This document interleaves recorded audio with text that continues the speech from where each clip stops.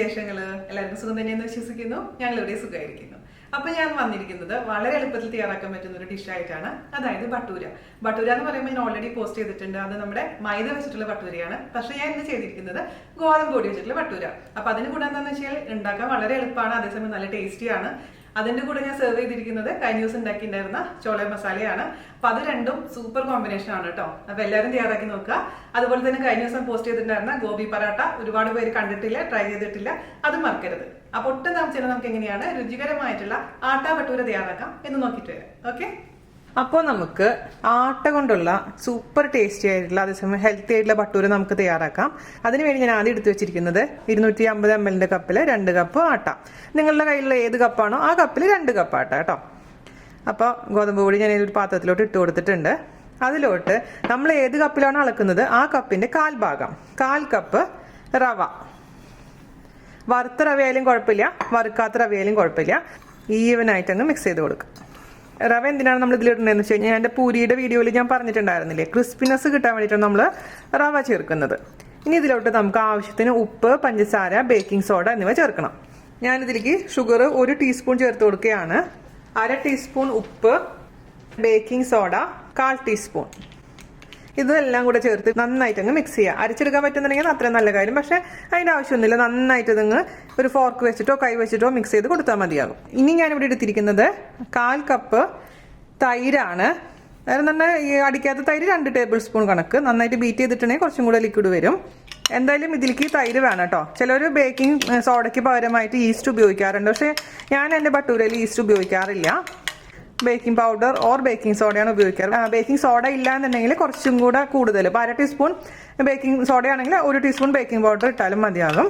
ഇങ്ങനെ നന്നായിട്ട് ബീറ്റ് ചെയ്തെടുത്തല്ലോ. ഇതിലോട്ട് നമുക്ക് 2 ടീസ്പൂൺ ഓയിൽ ഒഴിച്ചു കൊടുക്കാം. ഞാനിപ്പോൾ ഇവിടെ സൺഫ്ലവർ ഓയിലാണ് ഉപയോഗിച്ചിരിക്കുന്നത്. അതും കൂടെ നന്നായിട്ട് അങ്ങ് ബീറ്റ് ചെയ്യാം. ഇത് നമുക്ക് ഇതിൻ്റെ കൂട്ടത്തിൽ കൂടെ ചേർത്ത് കൊടുക്കാം. ഇത് നമുക്ക് നന്നായിട്ട് അങ്ങ് മിക്സ് ചെയ്ത് കൊടുക്കാം.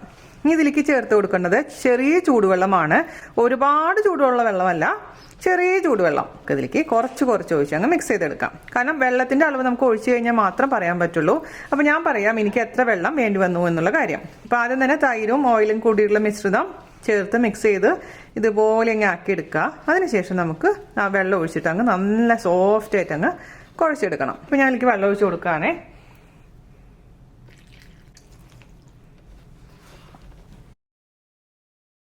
ഞാനിവിടെ 1 ഗ്ലാസ് നിറച്ച് വെള്ളം എടുത്തിട്ടുണ്ടായിരുന്നില്ല. ഞാനിവിടെ എടുത്തിട്ടുണ്ടായിരുന്നത് ഒരു 2 ടേബിൾ സ്പൂൺ കുറവുണ്ടാവും 250 ml ഗ്ലാസിന്റെ വെള്ളത്തിന്. അപ്പോൾ അതായത് നമ്മൾ ഒഴിച്ച് നോക്കുക. അപ്പോൾ എടുത്തിരുന്ന വെള്ളം ഞാൻ മുഴുവനിലേക്ക് ഒഴിച്ചിട്ടുണ്ടെങ്കിൽ നന്നായിട്ട് നമുക്കങ്ങ് കുഴച്ച് എടുക്കണം കേട്ടോ. അഥവാ നിങ്ങൾക്ക് ഇപ്പോൾ തിരിച്ച് വെള്ളം കൂടിയെന്ന് തോന്നുന്നെങ്കിൽ എന്ത് ചെയ്യണം, കുറച്ച് ആട്ട ചേർത്ത് കൊടുത്താൽ മതി. ടെൻഷൻ്റെ ആവശ്യമൊന്നുമില്ല. അപ്പോൾ ഇതുപോലെ സോഫ്റ്റ് ആയിട്ടിരിക്കണം. 1 ടേബിൾ സ്പൂൺ ഓയിൽ ഇതിൻ്റെ മുകളിലേക്ക് ഒഴിച്ചിട്ട് അത് വെച്ചിട്ട് നന്നായിട്ട് അങ്ങ് കുഴച്ച് അങ്ങ് സോഫ്റ്റ് ആക്കി എടുക്കണം. ഇപ്പോൾ ചൂടുകാലാണെന്നുണ്ടെങ്കിൽ പെട്ടെന്ന് തന്നെ റെഡിയാവും, 2 മണിക്കൂർ കൊണ്ട്. അതല്ലെങ്കിൽ സമയം അനുസരിച്ച്. തണുപ്പ് കാലൊക്കെ ആണെങ്കിൽ അവൻ്റെ ഉള്ളിൽ ലൈറ്റ് ഓൺ ചെയ്തതിന് ശേഷം അതിൽ വെച്ചാൽ മതി. കാസറോളിൻ്റെ ഉള്ളിൽ വെക്കുന്ന തൈരിൻ്റെ വീഡിയോയിൽ അതുപോലെ ചെയ്യാം. അപ്പോൾ എന്താണ് നിങ്ങൾക്ക് സൗകര്യം അതുപോലെ ചെയ്തോളൂ. അപ്പോൾ നമുക്ക് ഇത് നന്നായിട്ട് അങ്ങ് കുഴച്ചെടുക്കട്ടെ കേട്ടോ. 10 മിനിറ്റിന് മേലെ ഞാൻ നന്നായിട്ട് കുഴച്ചെടുത്തിട്ടുണ്ട്. ഇതിപ്പോൾ ഇങ്ങനെ അടിച്ച് കുഴക്കുകയാണെങ്കിൽ കുറച്ചും കൂടെ നന്നായിരിക്കും. അപ്പോൾ എന്തായാലും എങ്ങനെയാണെങ്കിലും നിങ്ങൾ നന്നായിട്ട് അങ്ങ് കുഴച്ചെടുക്കാം. നല്ല സോഫ്റ്റ് ആയിരിക്കണം. ഇത് നമുക്കിത് ഞാൻ പറഞ്ഞ പോലെ ക്ലൈമറ്റ് അനുസരിച്ച്, ഇപ്പൊ ഞാനിവിടെ ബാൽക്കണിയിലാണ്, സൈഡിലാണ് കൊണ്ടുവയ്ക്കാൻ പോകുന്നത്. നല്ല ചൂടാണ് ഇവിടെ. അപ്പോൾ 2 മണിക്കൂർ കൊണ്ട് തന്നെ നമുക്കിത് റെഡി ആവും. അല്ലെങ്കിൽ എത്ര സമയം എടുക്കുമോ, തണുപ്പാണെങ്കിൽ ഇപ്പോൾ രാത്രിയൊക്കെ കുഴച്ച് വെച്ച് കഴിഞ്ഞാൽ നമുക്ക് രാവിലെ എടുക്കാം. അതുപോലെ ചെയ്തോളൂ കേട്ടോ. അപ്പോൾ നമുക്കിത് അടച്ചു വെക്കണം. നിങ്ങളുടെ അടുത്ത് ഇപ്പോൾ ഒരു തുണി ഉണ്ടെന്നുണ്ടെങ്കിൽ തുണി ഇട്ട് മൂടിയതിന് ശേഷം അടച്ചു വെക്കാം. തുണി ഇല്ലെങ്കിലും കുഴപ്പമൊന്നുമില്ല. തുണി ഇടുന്നത് എന്തിനാന്ന് വെച്ച് കഴിഞ്ഞാൽ ഇത് ഡ്രൈ ആവാതിരിക്കാൻ വേണ്ടിയിട്ടാണ്. ഇപ്പോൾ ഇതിൽ ഓയിലുള്ള കാരണം പിന്നെ ഡ്രൈ ആവുന്ന പ്രശ്നമൊന്നും ഉദിക്കുന്നില്ല. എന്നാലും അവനൊരു സംശയം ഉണ്ടെങ്കിൽ വെറ്റായിട്ടുള്ള തുണി ഇതിൻ്റെ മുകളിൽ കൂടി ഇടുക. അതിനുശേഷം അടച്ചു വെക്കാം. അപ്പോൾ ഞാനിത് അടച്ചു വെച്ചതിന് ശേഷം റെഡി ആകുമ്പോൾ നമുക്ക് വറുത്തെടുക്കാം. അപ്പോൾ നമ്മുടെ മാവ് കുഴച്ച് വെച്ചിട്ട് കുറച്ച് നേരം ആയിട്ടുണ്ടായിരുന്നു കേട്ടോ. ഒരു 3 മണിക്കൂർ കഴിഞ്ഞിട്ടുണ്ടായിരുന്നു. അപ്പോൾ ഇവിടെ പിള്ളേർക്ക് വിശക്കണമെന്ന് പറഞ്ഞിട്ട് ഞാനിവിടെ ഓൾറെഡി കുറച്ച് ഉണ്ടാക്കിയിട്ടുണ്ട്. അപ്പോൾ മാവ് കുറച്ചും കൂടെ കൂടുതലുണ്ടായിരുന്നു. അപ്പോൾ ഇതുപോലെ നല്ല സോഫ്റ്റ് ആയിട്ടിരിക്കണം. നിങ്ങൾ അത് മാത്രം ഒന്ന് ശ്രദ്ധിച്ചാൽ മതി.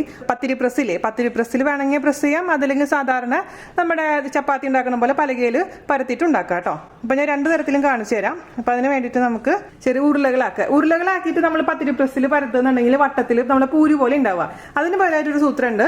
നമുക്കിതുപോലെ ഈ ഒരു ഷേപ്പിൽ ആക്കിയതിന് ശേഷം നമുക്ക് പത്തിരി പ്രസ്സിൽ വെക്കുകയാണെന്നുണ്ടെങ്കിൽ ആ ശരിക്കും ബട്ടൂരയുടെ ഷേപ്പിൽ തന്നെ നമുക്ക് പ്രസ് ചെയ്തെടുക്കാൻ പറ്റും. അന്തുന് കൊടുക്കട്ടെ കേട്ടോ. ഇതെപ്പോഴും പിന്നെ നമ്മൾ ഒരു ഉരുളി എടുത്തിട്ടുണ്ടെങ്കിൽ ബാക്കിയുള്ളത് നമ്മൾ അടച്ചു വെക്കാൻ മറക്കരുത്. അപ്പോൾ ഞാനിവിടെ ഒരു പ്രസ് എടുത്തിട്ടുണ്ട്. അതിലേക്ക് കുറച്ച് ഓയിലങ്ങ് തടവി കൊടുക്കുക. നമ്മളിപ്പോൾ ഉണ്ടാക്കുന്നത് ഓയിലാണെങ്കിൽ ഇവിടെ ഇത് തടവി കൊടുക്കുന്ന ഓയിൽ തന്നെ പാടുള്ളൂ. വെളിച്ചെണ്ണയിലാണെങ്കിൽ ഇവിടെയും വെളിച്ചെണ്ണ ഉപയോഗിക്കണം, അല്ലെങ്കിൽ പതഞ്ഞു പൊങ്ങും നമ്മുടെ ഓയിൽ. അതുകൊണ്ട് ഏതെങ്കിലും ഒന്ന് മാത്രം ഉപയോഗിക്കുക, 2 തരത്തിൽ ഉപയോഗിക്കാൻ പാടില്ല. അപ്പോൾ ഇതുപോലെ നമുക്ക് വെച്ച് കൊടുക്കാം. ഈ ഒരു ഷേപ്പ് കിട്ടാൻ വേണ്ടിയിട്ടാണ് കേട്ടോ. അല്ലെ വട്ടത്തിൽ പരത്താലും കുഴപ്പമൊന്നുമില്ല, നമുക്ക് ടേസ്റ്റ് സെയിം തന്നെയാണ്. എന്നിട്ട് നമുക്കൊന്ന് പ്രസ് ചെയ്യാം. ഓക്കെ, അപ്പോൾ ഈ ഒരു ഷേപ്പിൽ കിട്ടിയിട്ടുണ്ട്. പിന്നെ ശ്രദ്ധിക്കേണ്ട ഒരു കാര്യം എന്താണെന്ന് വെച്ച് കഴിഞ്ഞാൽ ഒരുപാട് തിക്കാവാനും പാടില്ല, ഒരുപാട് തിന്നാവാനും പാടില്ല. ഓക്കെ, അങ്ങനെ ഇരിക്കുമ്പോഴാണ് നമുക്കിതിലിട്ട് കഴിഞ്ഞാൽ ഓയിലിട്ട് കഴിഞ്ഞാൽ ഇങ്ങനെ നന്നായിട്ട് പൊന്തി വരുള്ളൂ. മാത്രമല്ല ഓയിലിൻ്റെ ചൂട് എപ്പോഴും മീഡിയം, ഒരുപാട് ഹൈ ആകാൻ പാടില്ല. അപ്പോൾ പെട്ടെന്ന് തന്നെ ഭയങ്കരമായിട്ട് ബ്രൗൺ കളർ ആവും. വളരെ തീരെ കുറവാണെന്നുണ്ടെങ്കിൽ എന്ത് സംഭവിക്കും, അതങ്ങ് പൊങ്ങി വരില്ല. അപ്പോൾ അതെപ്പോഴും ശ്രദ്ധിക്കണം. അപ്പോൾ കുറച്ച് മാവ് അതിലേക്ക് ഇട്ട് കൊടുത്തതിന് ശേഷം ടെമ്പറേച്ചർ കറക്റ്റ് ചെയ്യുക കേട്ടോ.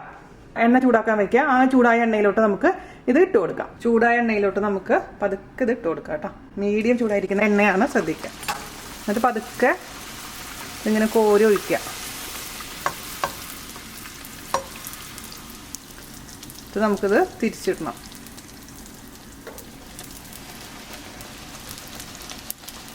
ഇതുപോലെ തന്നെ എല്ലാം ഉണ്ടാക്കിയെടുക്കുക കേട്ടോ. ചൂടോടുകൂടി കഴിക്കുന്നതാണ് ഏറ്റവും ബെസ്റ്റ്. അപ്പോൾ നിങ്ങൾക്ക് ആവശ്യമുള്ള സമയത്ത് മാത്രം ഉണ്ടാക്കുക. വെച്ച് കഴിഞ്ഞാൽ കുറച്ച് കഴിയുമ്പോൾ ഇങ്ങനെ കട്ടിയായ പോലെ തോന്നും. അതുകൊണ്ട് എപ്പോഴും ചൂടോടുകൂടി സെർവ് ചെയ്യാം. അപ്പോൾ ഞാൻ ഇതിൻ്റെ കൂടെ സെർവ് ചെയ്യാൻ പോകുന്നത് ചോല മസാലയാണ്. കഴിഞ്ഞ ദിവസം ഇട്ടുണ്ടായിരുന്നില്ലേ സെയിം റെസിപ്പി, അപ്പോൾ അതും കാണാൻ മറക്കുക. അതിൻ്റെ ലിങ്ക് ഞാൻ താഴെ തരാം. അപ്പോൾ നമുക്ക് ഒരെണ്ണം പരത്തി നോക്കാം. അതിന് വേണ്ടിയിട്ട് ഞാൻ ഒരു ഉരുളി എടുത്തിട്ടുണ്ട്. ഈ ഒരു ഷേപ്പിൽ ഞാൻ ആക്കി കൊടുത്തിട്ടുണ്ട്. ഇതിന് നമുക്ക് പരത്തിയെടുക്കണം. അപ്പോൾ നമ്മുടെ പലകയിൽ കുറച്ച് എണ്ണ തടവി കൊടുക്കാൻ മറക്കരുത്. അതുപോലെ തന്നെ ഈ റോളിംഗ് പിന്നിലും എണ്ണ പരട്ടണം, അല്ലെങ്കിൽ ഒട്ടിപ്പിടിക്കാനുള്ള ചാൻസ് ഉണ്ട് കേട്ടോ. എന്നിട്ട് നമുക്ക് സാധാരണ ഇച്ചിരി കനം കുറവ് രീതിയിൽ അങ്ങ് പരത്തിയെടുക്കാം.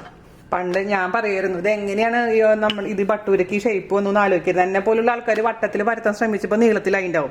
അപ്പം അങ്ങനെ പറഞ്ഞിട്ടുണ്ടാവും ഇനിയിപ്പോൾ എന്തായാലും ഈ ഷേപ്പ് നമുക്ക് കൊടുക്കുക, അതിനൊരു പേരും കൊടുക്കുക ബട്ടൂരാന്ന്, അല്ലേ?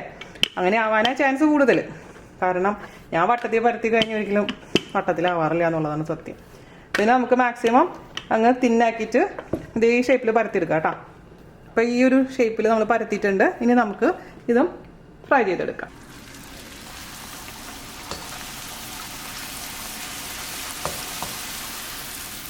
അപ്പോൾ ഇത്രയുള്ള പരിപാടി. ഇതുപോലെ തന്നെ എല്ലാം ഉണ്ടാക്കിയെടുക്കാം കേട്ടോ. അപ്പോൾ ഇതിന് മുമ്പ് ഞാൻ ഉണ്ടാക്കിയിരുന്നത് നോർമലായിട്ടുള്ള ബട്ടൂര ആയിരുന്നു, അതായത് മൈദ വെച്ചിട്ടുള്ള ബട്ടൂര. അപ്പോൾ ഒരുപാട് പേര് എൻ്റെ അടുത്ത് ചോദിച്ചിട്ടുണ്ടായിരുന്നു ആട്ട വെച്ചിട്ടൊന്ന് കാണിച്ചു തരുമെന്ന്. അപ്പോൾ നിങ്ങൾക്ക് വേണ്ടിയിട്ടാണ് കൊണ്ടുവന്നിരിക്കുന്നത്. എല്ലാവരും തയ്യാറാക്കി നോക്കുക കേട്ടോ.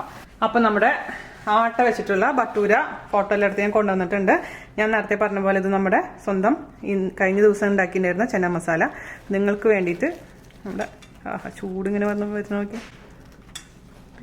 അതിങ്ങനെ കുറച്ച് ലെമൺ ജ്യൂസ് ഇതിലേക്ക് ഇങ്ങ് പിഴിഞ്ഞ് ഒഴിക്കുക. എന്നിട്ട് അതിലങ്ങ് മുക്കുക. എന്നിട്ട് അങ്ങ് കഴിക്കാം. മൈ ഗോഡ്, ഇത് ഞാനുണ്ടാക്കിയ അച്ചാറാണ് കേട്ടോ. നമ്മുടെ മാങ്ങ കിട്ടിയപ്പോൾ ഞാൻ ഗുജറാത്തി ടൈപ്പ് അച്ചാറുണ്ടാക്കി നോക്കിയാൽ സൂപ്പറായി വന്നിട്ടുണ്ട്. ഒരു ദിവസം ഞാൻ വീഡിയോ ഇടാം. അപ്പോൾ ഞാൻ കഴിക്കട്ടെ, പിള്ളേർക്കും കൊടുക്കട്ടെ. അപ്പോൾ എല്ലാവരും തയ്യാറാക്കി നോക്കുക. ഇഷ്ടപ്പെട്ടിട്ടുണ്ടെങ്കിൽ വീഡിയോ ഷെയർ ചെയ്യുക. ഞാൻ മിനിയാന്നിട്ടുണ്ടായിരുന്ന വീഡിയോ എന്താണെന്നറിയാമോ, ഗോബി പറാട്ട. അത് ഒരുപാട് പേര് കണ്ടിട്ടില്ല. അതും വളരെ ഈസിയാണ്. അപ്പോൾ ഇതേപോലെ ഇടയ്ക്കിടയ്ക്ക് ഡിന്നറിനും ബ്രേക്ക്ഫാസ്റ്റിനും ലഞ്ചിനും മാറി ഡിഷസ് ഉണ്ടാക്കുകയാണെങ്കിൽ കുട്ടികൾക്ക് വളരെ ഇഷ്ടപ്പെടും. കാരണം എന്നും കൊടുത്തു കഴിഞ്ഞ് കുട്ടികൾക്ക് ബോറടിച്ചു എന്ന് പറയുമ്പോൾ നമ്മൾ ഇതേപോലെ വെറൈറ്റീസ് പരീക്ഷിക്കുക. അപ്പോൾ എല്ലാവരും തയ്യാറാക്കി നോക്കിയിട്ട് അഭിപ്രായം പറയാൻ മറക്കരുത് കേട്ടോ. അപ്പോൾ അടുത്ത അടിപൊളിയായിട്ടുള്ള റെസിപ്പി ആയിട്ട് വരുന്നവരെ നന്ദി, നമസ്കാരം. Thank you.